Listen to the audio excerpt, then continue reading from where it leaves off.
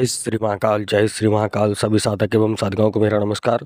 दोस्तों, आज है हमारा 14 फरवरी और आज है हमारा मकर संक्रांति का पावन त्यौहार। पंजाबी भाई हमारे लोहड़ी जैसे बोलते हैं। ठीक है, तो आज जो मैं साधना लेके आया हूँ वो एक भूतनी की साधना है, जिसे हम बोल सकते हैं सिपली भूतनी।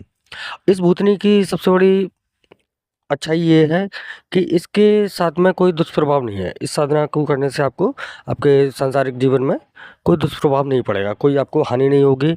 आप इसको महिलाएं पुरुष कोई भी कर सकता है। और ये शक्ति क्या है आपकी, एक वो शक्ति है जो साधक गद्दी लगाते हैं या किसी के बारे में जानना चाहते हैं तो उनके लिए कि इसे अगर देखा जाए तो इसे छोटी मोटी हम कर्ण प्रशासनी मान सकते हैं।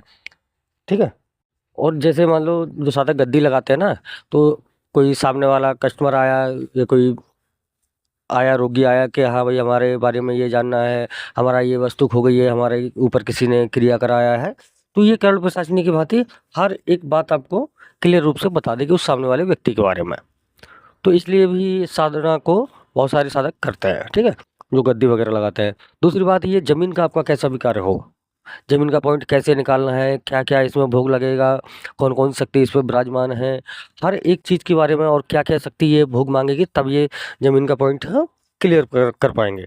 तो उसके लिए भी इस साधना को हम करते हैं। ये सिपली भूतनी उसने में आपकी हर एक तरीके से मदद करेगी। हर एक मतलब जो कर्ण प्रशासनी आपको हर एक इन्फॉर्मेशन देती है, उसी प्रकार से ये सब सिपली भूतनी आपको हर एक इन्फॉर्मेशन देगी। कैसी भी जानकारी आप इसके माध्यम से ले सकते हैं। इसके माध्यम से आप षटक्रम चाहे षटक्रम करा सकते हैं। और इसका जो विधान है बहुत ही सौम्य विधान है, कोई आपको तामसिक प्रयोग नहीं करना है इसमें। इसको आप महिलाएं भी कर सकती हैं, पुरुष भी कर सकते हैं। इसको घर में ही साधना करना है आपको। और मित्रों, जैसे बहुत सारी शक्तियाँ होती है, कर्ण प्रशासनी होती है, तो कर्ण प्रशासनी क्या करती है कि आपको साधक को जैसे पहले धनवान बनाती है, फिर उसके बाद बर्बाद कर देती है कि उसके ये चाहती है कि हमारे अलावा कि ये किसी व्यक्ति के साथ में नहीं रह सकता, संभोग नहीं कर सकता। तो लेकिन इस सिपली भूतनी के साधना में ऐसा नहीं है। ये आपको कभी भी आपके कोई भी परिवारजन को, आपके बाल बच्चों को कभी नुकसान नहीं पहुंचाएगी। आप इसको शादीशुदा हैं, गैर शादीशुदा हैं, फिर भी आप इसको कर सकते हैं। बस इससे शक्ति का क्या रहता है, जब ये वचन देगी तो ये आपसे वचन लेती है कि भाई हमें भोग चाहिए टाइम से। महीने में एक बार ही भोग रहता है, चाहे आप इससे 2 बार कार्य कराएं चाहे 10 बार कार्य कराएं।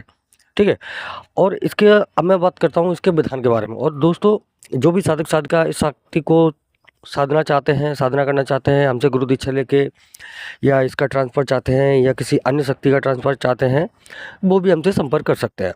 और गोडाउन शिफ्टिंग के लिए आप हमसे संपर्क कर सकते हैं। गोडाउन शिफ्टिंग का भी हम अभी कार्य कर रहे हैं और गड़े धन निकालने का भी कार्य कर रहे हैं। उसमें लेकिन कुछ शर्तें रहती हैं हमारी, तो वो शर्तें हैं जो साधक साधिका हमसे संपर्क करेगा उस कार्य के लिए, वो उसको समझा दी जाएंगी। अब बात करते हैं सिपली भूतनी की साधना के बारे में, मतलब इसका विधान क्या रहेगा। आपको क्या करना है, सबसे पहले तो एक सरसों के तेल के दीपक से काजल तैयार कर लेना है। ठीक है, उसमें हल्का सा सरसों का तेल मिला के अब एक लेना है आपको नारियल। नारियल कैसा लेना है, जैसे गरी का गोला होता है, उसका जटा वाला नहीं, बिना बिल्कुल साफ वाला। ठीक है, जो हम गरी खाने में प्रयोग करते हैं उस टाइप का। अब उसको करना क्या है कि आपको उस काजल से, जो आपने सरसों के तेल से बनाया है काजल, उस काजल से पूरा उसे काला कर देना है। काला करने के बाद में आपको करना क्या है कि एक सूती धागा लेना है। सूती धागा आप सफ़ेद ले सकते हैं, काला ले सकते हैं, लाल भी ले सकते हैं। उस धागे को इतनी बार लपेटना है उसको कि नारियल पूरा आपका ढक जाए। अब आपको करना क्या है, इसमें दिशा जो आपकी रहेगी वो आपकी दिशा दक्षिण रहेगी। दक्षिण दिशा के बाद में आपको इसमें रुद्राक्ष की माला का प्रयोग करना है। और इसमें भोग जो आपका रहेगा मांस और मदिरा का रहेगा। और साधना स्थान में आप कोई जंगल झाड़ी हो, खंडर हो, शमशान हो, कोई एकांत कमरा हो आपका, जहाँ आपका एकांत कमरा हो, उसमें भी आप इस साधना को कर सकते हैं। महिलाएं चाहे महिलाएं कर सकते हैं, पुरुष चाहे पुरुष कर सकते हैं, कोई भी कर सकता है इस साधना को। बहुत ही पावरफुल साधना है, जो जैसा कि इसके शुरुआत में मैंने कार्य बता दिए हैं आपको।